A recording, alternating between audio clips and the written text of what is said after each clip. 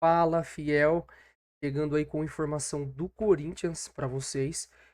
O Corinthians que tá eliminado do Paulistão, né? E agora, o que vem pela frente? Na quinta-feira, o Corinthians ele vai enfrentar o São Bernardo, tentando aí se classificar para a terceira fase da Copa do Brasil. O time conta com novidades e eu vou estar trazendo tudo agora para vocês.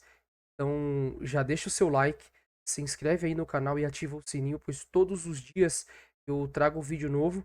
Então, você ativando aí o sininho, você vai estar todos os dias recebendo informações do Corinthians, tá certo? Então, bora pro vídeo, vamos ver aí o que o grande Chico Garcia disse aí sobre o jogo do Corinthians e Água Santa e o que vem ainda pela frente em relação à Copa do Brasil. Então, bora. Vamos falar desse.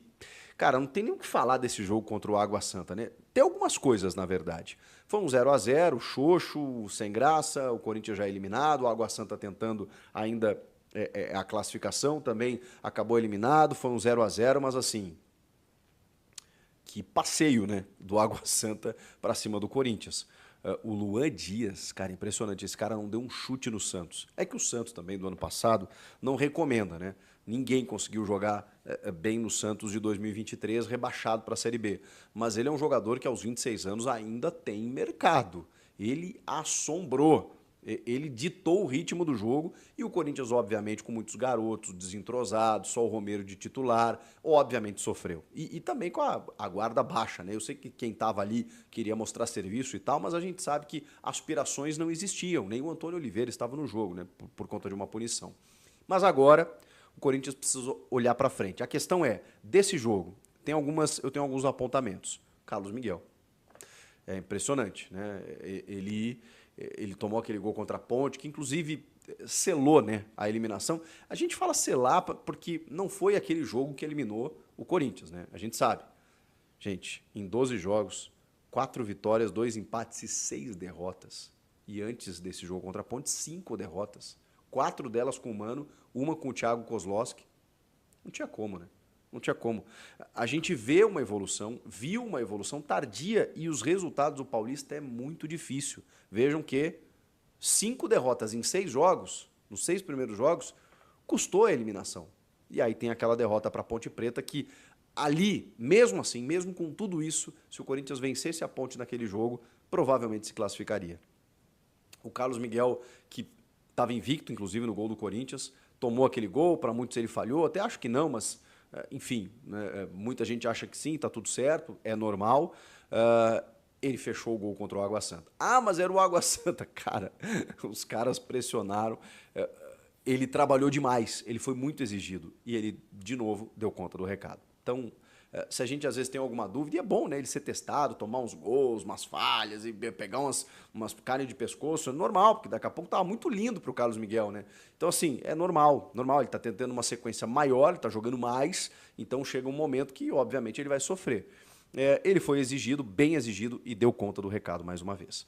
Breno Bidon, esse menino, esse menino, ele tem o bom passe, ele tem visão de jogo, ele tem gestos técnicos importantes, ele tem maturidade, ele está pronto. Ele está pronto para ser mais observado, mais explorado e mais testado. Precisamos falar cada vez mais de Breno Bidon.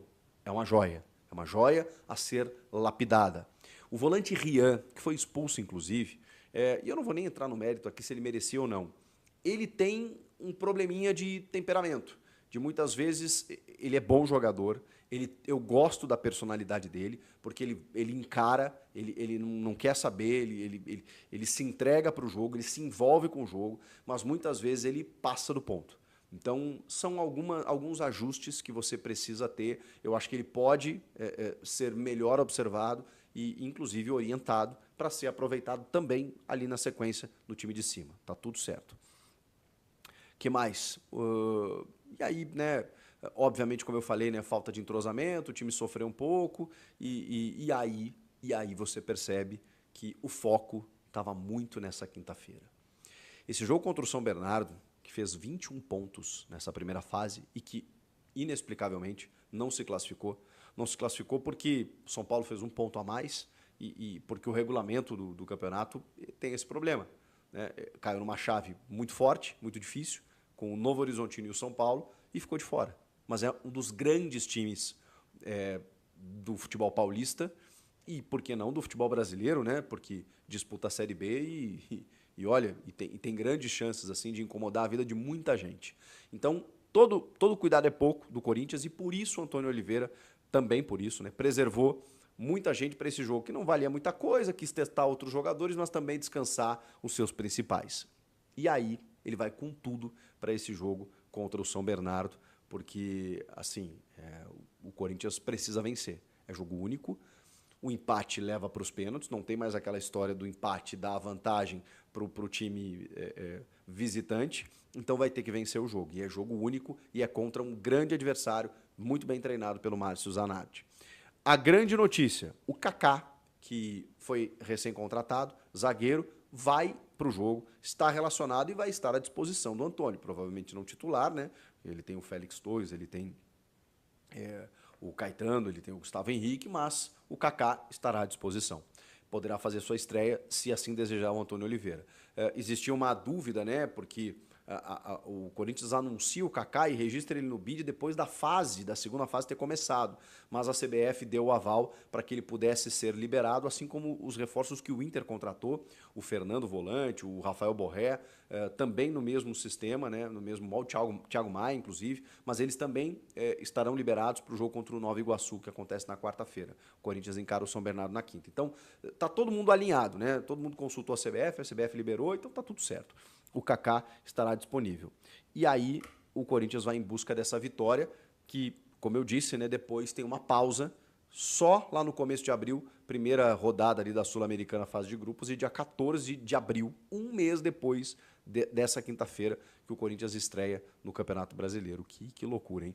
Mas a gente vai seguir atualizando o canal, porque tem muita coisa acontecendo, tem a história das dívidas aí, que é assunto para outro vídeo. Antes, eu queria só atualizar vocês também, porque muita gente ainda tem dúvida sobre a classificação do Corinthians para a Copa do Brasil 2025.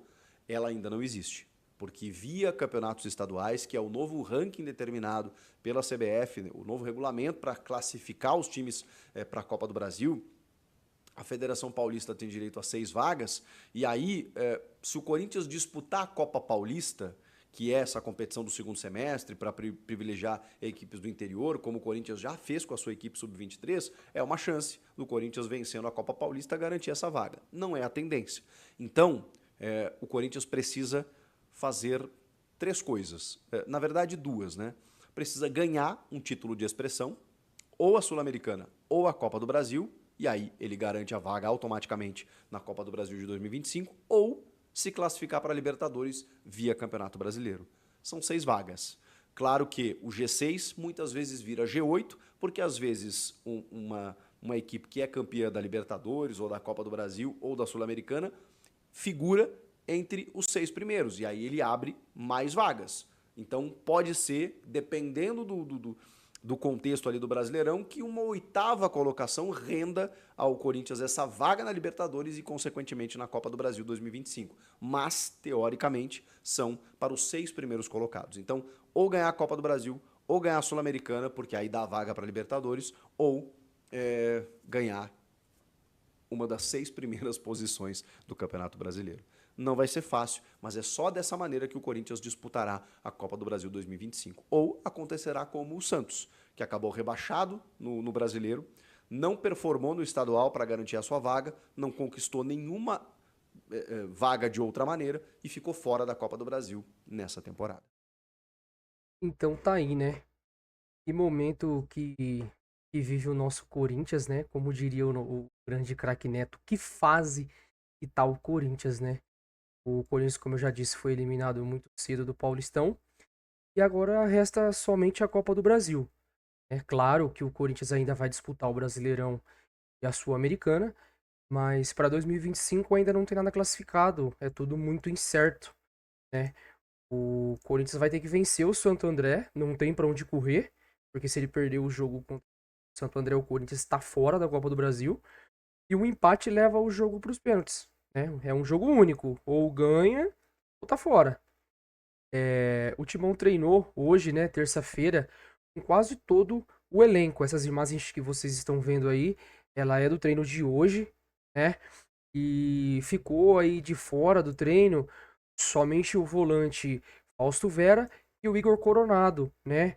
E seguem ainda com o departamento médico e ainda não tá liberado para estar treinando junto com todo o elenco. Já o Paulinho e o Palácios também, né, estavam aí se recuperando, treinaram normalmente com todo o elenco, fizeram atividades com bola, treino normal, mas que eu acredito que ainda fica de fora nessa partida. Porém, eles foram relacionados, estão aí à disposição do técnico, né? E o Corinthians, como vocês viram, conta com novidade no elenco, né? O zagueiro Kaká, jogador que chegou recentemente no timão aí pertencente ao Tokushima Vortis do Japão. Ele chegou no Corinthians por empréstimo e o jogador foi liberado aí pela CBF para estar disputando é, esse jogo pela Copa do Brasil, né? O Corinthians tá tudo em aberto, não tá classificado ainda para a Copa do Brasil de 2025. Para ele conseguir a classificação, o Corinthians tem somente quatro alternativas, né? É ganhar a Copa do Brasil desse ano de 2024, ganhar a Copa Sul-Americana ou se classificar para Libertadores pelo Campeonato Brasileiro através do G6. Pode virar G8, depende aí do decorrer do campeonato, né? Depende muito dos times que estão ali no G6, se já estiverem classificados, abre vaga, certo? Ou disputar aí a Copa Paulista e conquistar o torneio. E ponto. Caso contrário, o Corinthians está fora da Copa do Brasil 2025, né? Situação aí um pouco complicada do Corinthians, que vem passando por alguns momentos não tão bons assim, né? Mas essas informações aí estão em outros vídeos que vocês podem conferir aí no canal, como, por exemplo, o Juliano, né? O Matias, que está com as pendências aí com o Corinthians. Enfim, então, é essa situação do Corinthians em relação aí aos campeonatos, né? Principalmente a Copa do Brasil.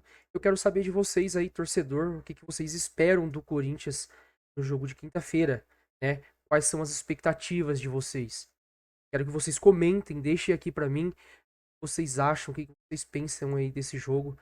Quero que vocês também me digam se vocês têm um jogador que acha que vai definir a partida, né? Que vai brilhar, né?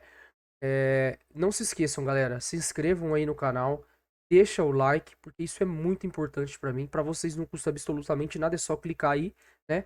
Mas pra mim tem uma importância enorme. E ativa aí o sininho de notificações, porque todos os dias eu trago vídeo novo, certo? Assim vocês não perdem nenhum vídeo e estão sempre informados sobre tudo que acontece com o nosso Coringão, tá certo? Então, desde já, um grande abraço aí a todos vocês e vai Corinthians!